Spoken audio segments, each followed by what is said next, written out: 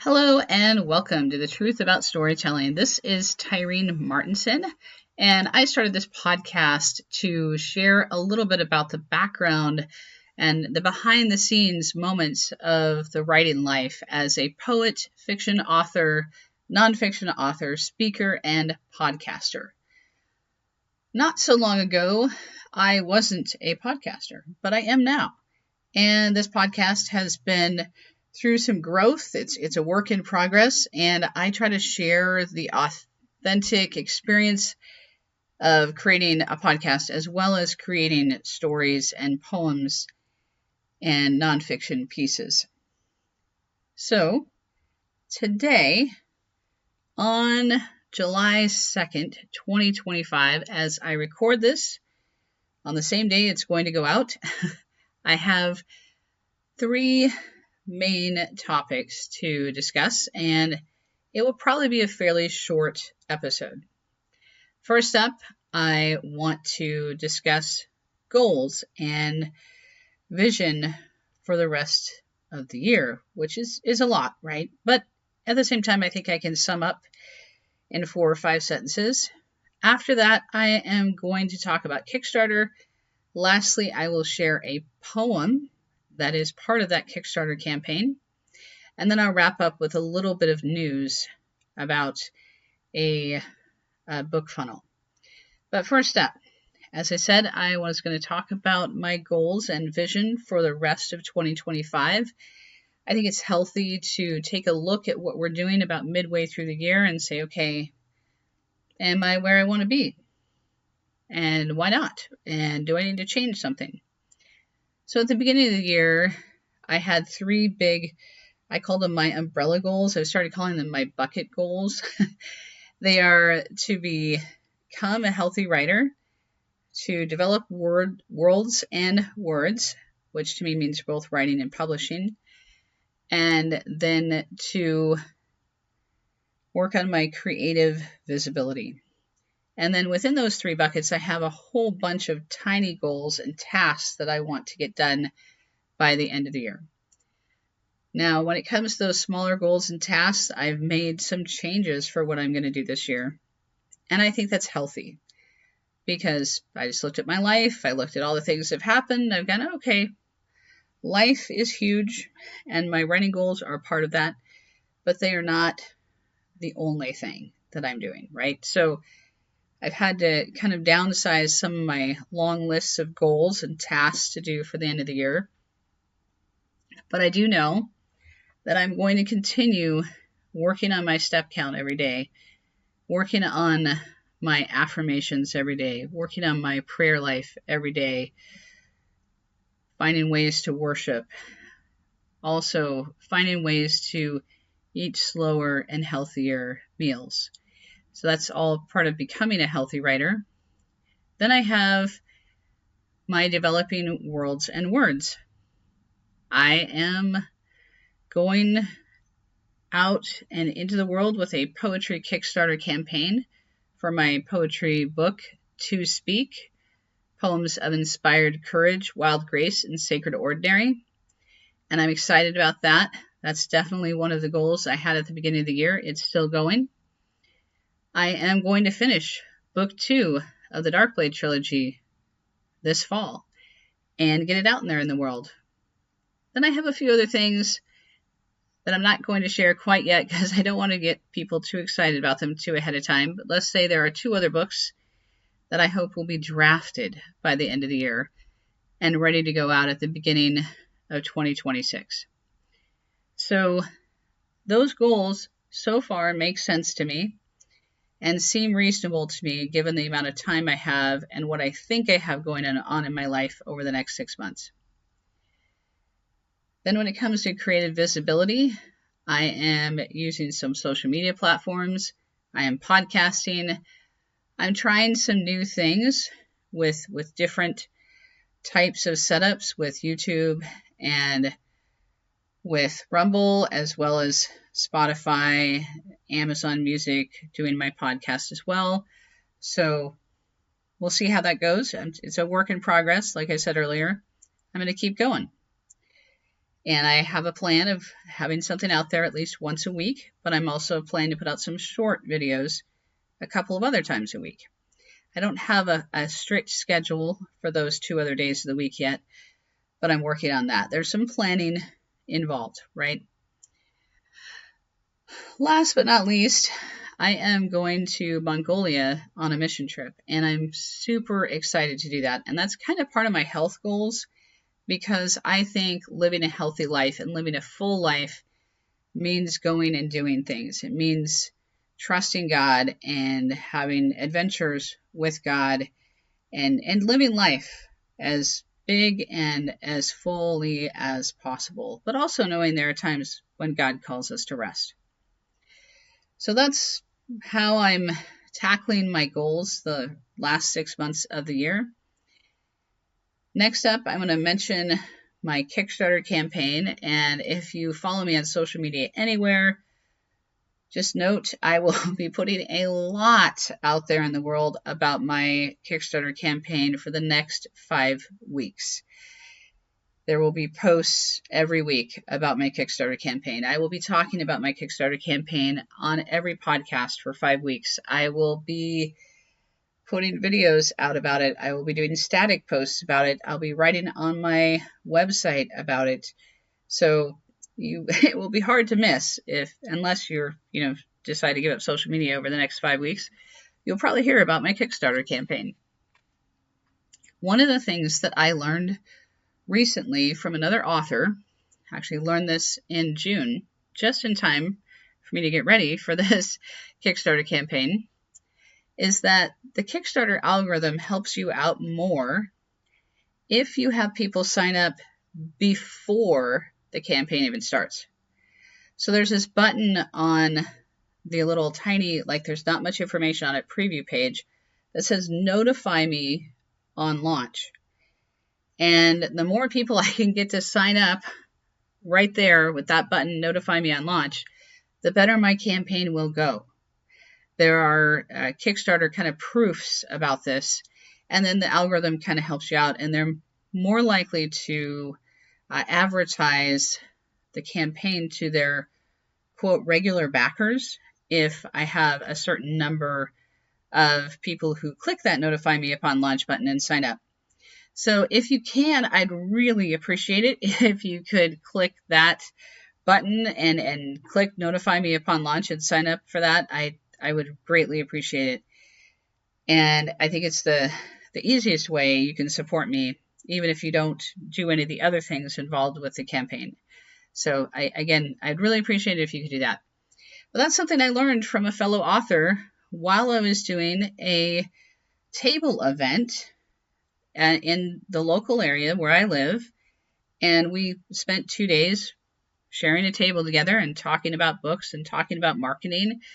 He was doing a Kickstarter campaign, and he was getting those early notify me upon launch type signups and was telling me about the process that he was going through. And I learned a great deal from him. So thank you, D.L. Fowler, who I normally just call Larry the Lincoln guy because he writes books about Lincoln. But it's really cool how you can learn things from other authors when you're at author events. So I appreciate that knowledge, and I want to pass it along. So if you're going to run a Kickstarter campaign, give yourself a little bit of time to get people to sign up on your preview page with that notify upon launch button. One of the other things I learned about it is that I thought I was putting things in the right brackets in the rewards section, but you have to create items before you can create tiers. And I was just trying to create tiers, and I couldn't figure out why things weren't working right. And that may just be me. I mean, I have studied how to create Kickstarter campaigns. I've been to a class on it, but for some reason I had forgotten that or missed how important that was. So just so you know, if you create a Kickstarter campaign, fill out all your items first and then create rewards. It kind of felt a little bit like I was doubling up in some ways from one thing to another, but I think it's definitely worthwhile to go through and really think about what items you're going to do for your Kickstarter campaign and then how to put that all together in your rewards section. I also think having an image for every item and an image for every reward tier is a good idea.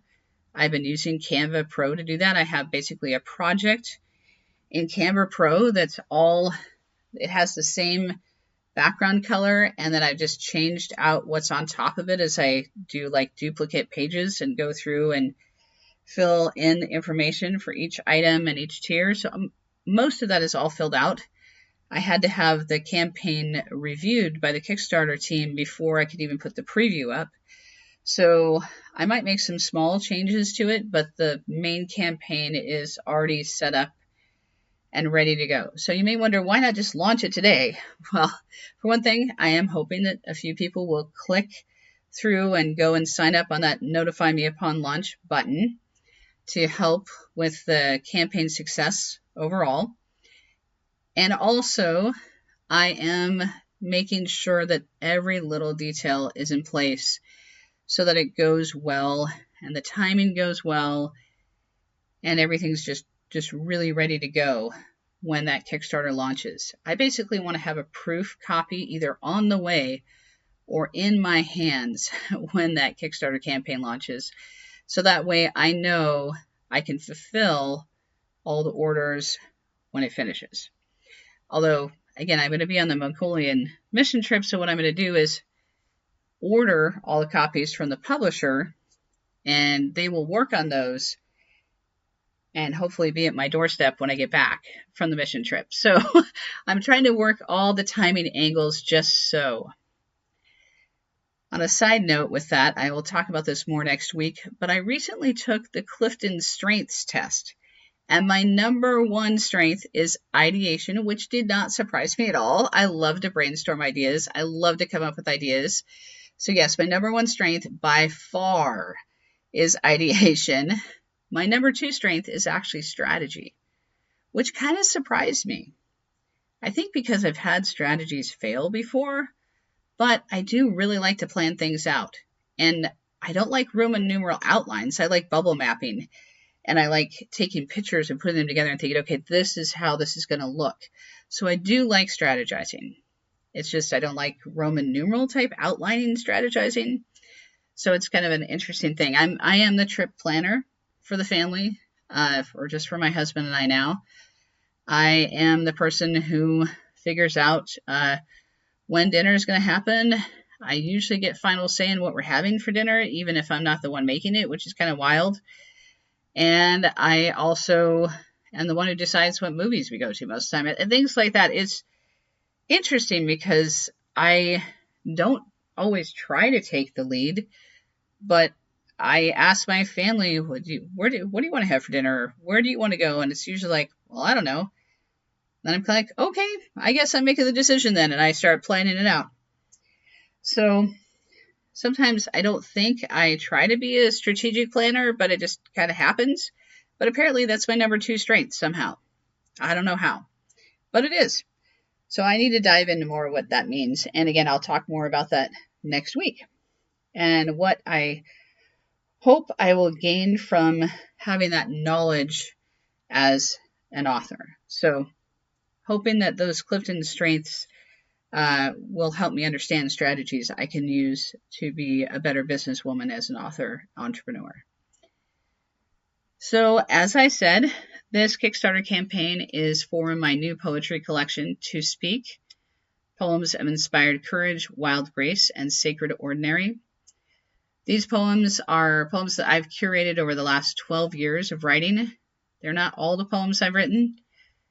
They're not all subjects, although the poetry collection definitely is a collection that has a variety of smaller subject areas within it. There are fairy tale inspired poems. There are nature inspired poems. There are poems that are poem prayers. There are poems about standing in line at Target. Okay, so it's kind of eclectic in a way as far as all the small subtopics are concerned with the poems. There's definitely different styles of poems in there. They range from haiku to sonnets to freeform poetry to even some prose poems, just a few of those. And there's really tiny poems. There's 3 or 4 page poems. So there's a lot of variation in it.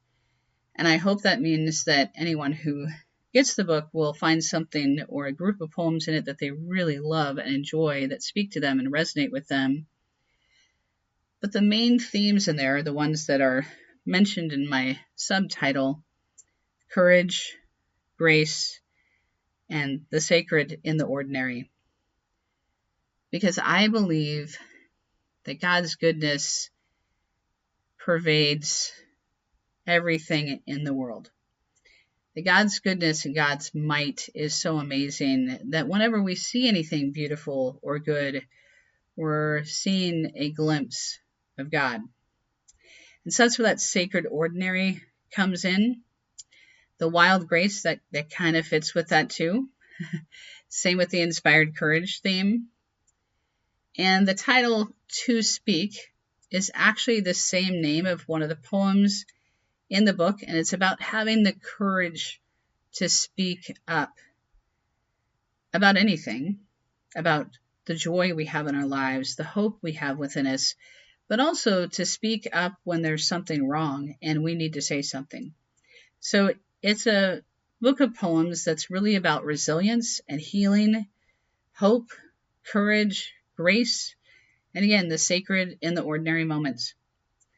So if you're interested in any of that, I would really appreciate it if you could click through the link I'm going to put in the show notes for that collection. And now I'd like to read to you one of the poems in the collection that is nature inspired.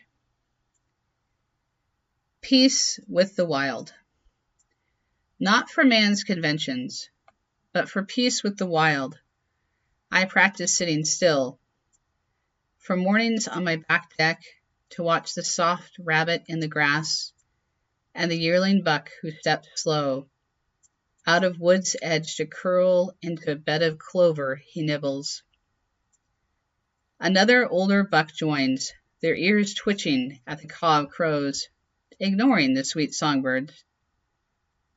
When I shift in my seat, they stop and stare at me with dark eyes, the tenuous moment of small movement, and then resume their clover feast.